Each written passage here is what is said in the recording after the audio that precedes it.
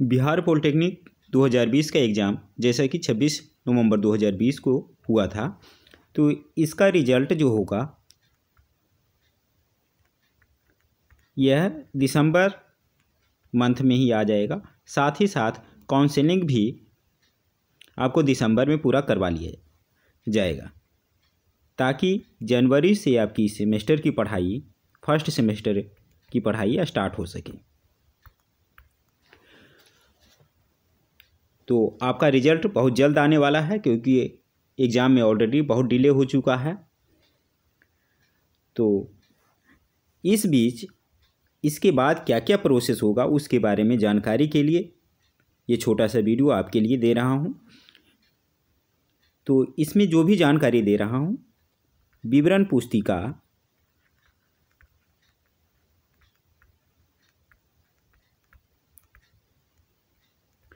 जो कि BCEC की वेबसाइट से डाउनलोड किए होंगे फॉर्म भरते समय, जिसको इंग्लिश में प्रोस्पेक्टस भी कहा जाता है।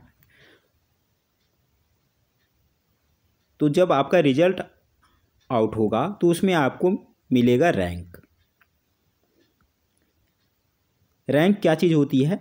ये ऊपर से आपकी सीनियरिटी, जो सबसे ज़्यादा मार्क्स लाएगा उसका रैंक 1 होगा, उससे कम वाला का 2, 3, इसी तरीक़ा से जितना नंबर बढ़ते जाएगा, सबसे ज़्यादा नंबर लाने वाला का रैंक फर्स्ट रैंक होगा। यानी सबसे पहले एडमिशन फर्स्ट वाला का होगा, उसके बाद सेकंड का एडमिशन होगा, फिर थर्ड का होगा। इस तरीक़ा से आपको रैंक दिया जाएगा। रैंक देने के बाद आपका क्या प्रोसेस होगा आगे के स्लाइड में देखते हैं। सबसे पहला काम, आपको रिजल्ट मिलेगा, जिसमें हर एक स्टूडेंट का रैंक लिखा होगा। उसके बाद होगा कि काउंसलिंग का प्रोसेस शुरू होगा। पिछले साल भी ऑनलाइन काउंसलिंग हुई थी।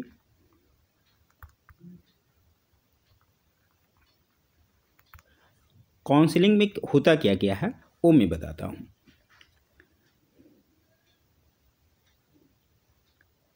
इसमें सभी स्टूडेंट को एक कहेगा कि डाटा भरिए, इंफॉर्मेशन भरिए,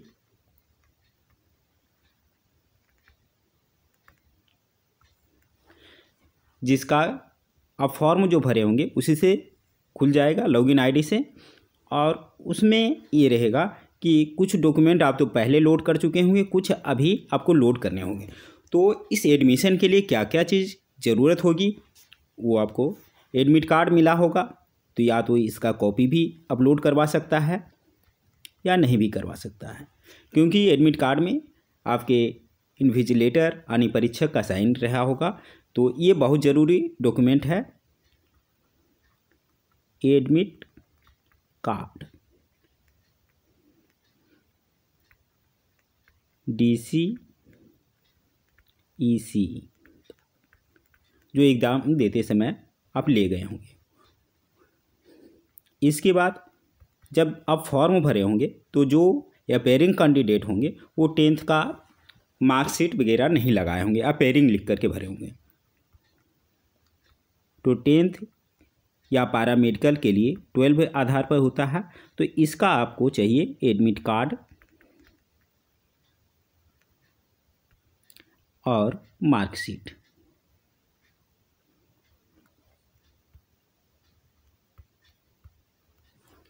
तीसरा डॉक्यूमेंट अब ज़रूरत पड़ेगा कास्ट सर्टिफिकेट का।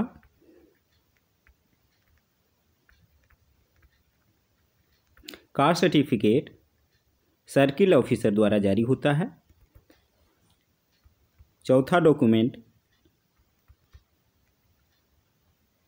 इनकम सर्टिफिकेट का, जो सर्किल ऑफिसर वाला भी चलेगा, SDM का भी चलेगा और DM का भी चलेगा। इसके बाद पांचवा डॉक्यूमेंट कैरेक्टर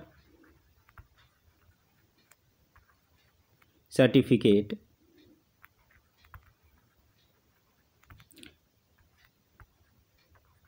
जो कि लास्ट स्कूल या कॉलेज से,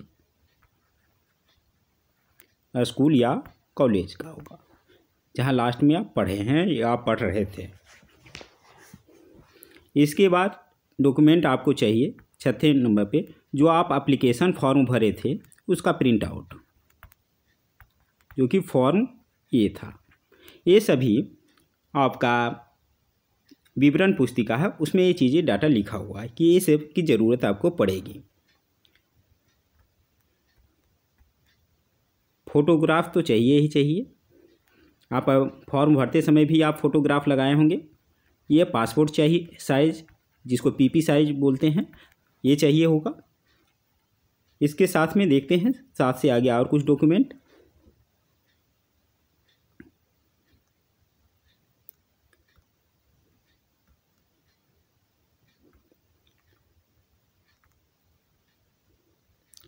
रेजिडेंस सर्टिफिकेट,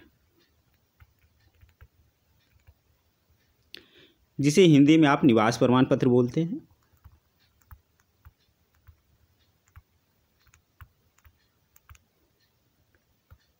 इसके साथ ही चाहिए आधार कार्ड।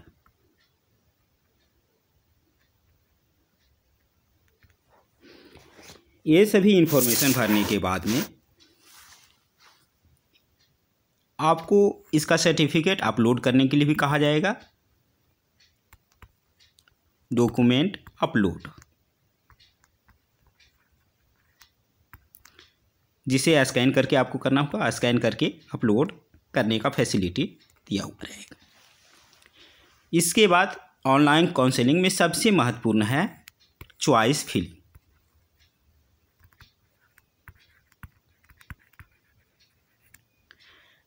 चॉइस फिलिंग क्या होता है कि इसमें आपको भरना है कौन सा ब्रांच और किस कॉलेज में आप एडमिशन लेना चाहते हैं, इसका प्रेफरेंस देना होगा। इसमें एक से ज़्यादा आप देंगे तो देखते हैं अगले स्लाइड में ब्रांच और कॉलेज को प्रेफरेंस कैसे भरना है। मेन यही है, यही से आपका स्ट्रीम फिक्स होगा कि किस ब्रांच में आप एडमिशन लेना चाहते हैं, कहाँ लेना चाहते हैं। तो देखिए, चॉइस फिलिंग का 2 क्राइटेरिया होता है, पहला ब्रांच और दूसरा कॉलेज। कॉलेज में आपका आ जाएगा किस जगह पे है, ये भी पता चल जाएगा, पटना का, भागलपुर का, मुंगेर का। तो देखिए जो ब्रांच है, कौन कौन से ब्रांच हैं वो देखिए। सबसे पॉपुलर नाम आप जो जानते होंगे, सिविल इंजीनियरिंग,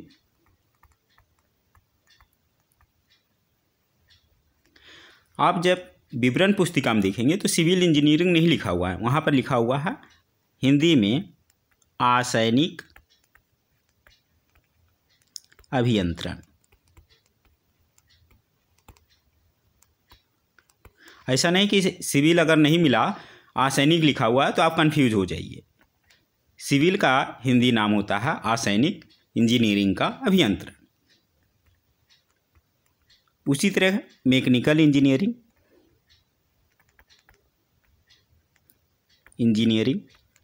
इसका हिंदी नाम होता है आंतरिक अभियंत्रण। इलेक्ट्रिकल इंजीनियरिंग,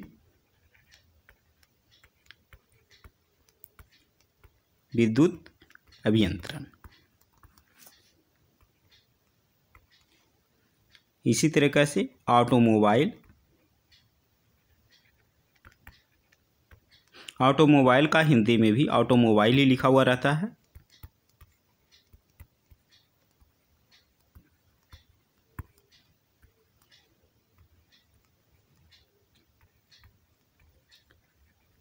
इलेक्ट्रॉनिक्स इंजीनियरिंग, इसका इलेक्ट्रॉनिक्स ही लिखा हुआ रहता है।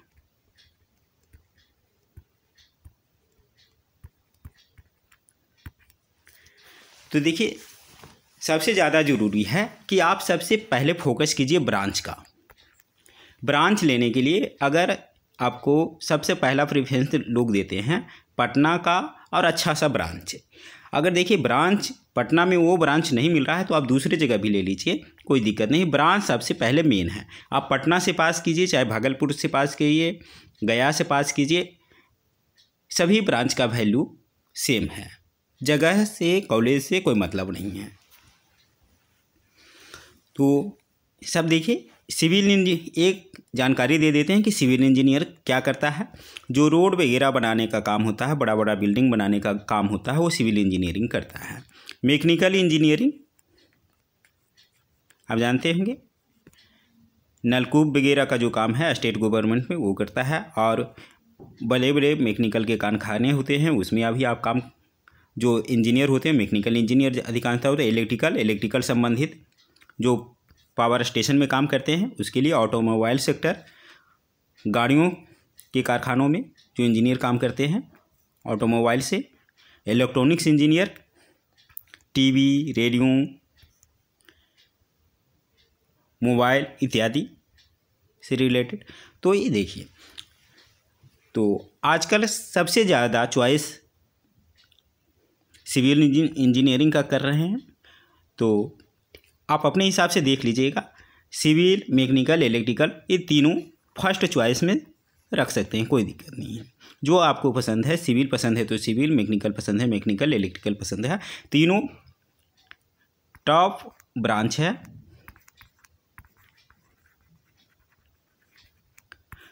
उसके बाद जो आपका पसंद का है वो देख लीजिएगा।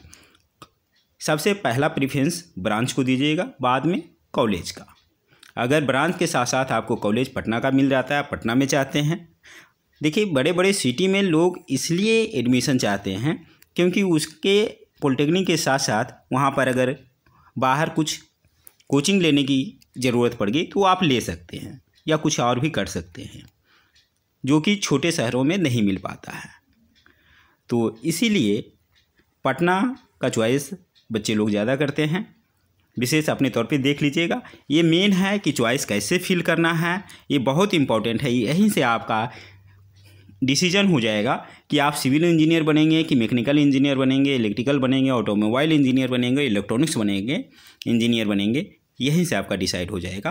तो इसको ध्यान से भरना है, अपने सोच समझ से भरना है, अपनी जानकारी से भरना है। और कुछ इस संबंध में जानकारी चाहिए तो कमेंट में कह सकते हैं, जिसका हम अगले वीडियो में सॉल्यूशन लेकर के आपके सामने रखेंगे। इस वीडियो में बस इतना ही। एक बार विवरण पुस्तिका डाउनलोड कर करके पढ़ लें। और मेरे ख्याल से जो बच्चे 50 से ज़्यादा मार्क्स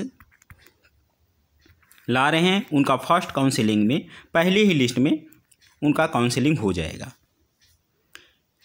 क्योंकि सरकारी कॉलेज में जो सीटें हैं 11,307 सीटें हैं, तो 50 से ज़्यादा का नहीं जाएगा। और इससे नीचे वालों को हमें लगता है कि सेकंड काउंसलिंग में मौका मिल जाएगा। इस वीडियो में बस इतना ही। जल्द ही मिलते हैं अगले वीडियो में, तब तक के लिए धन्यवाद।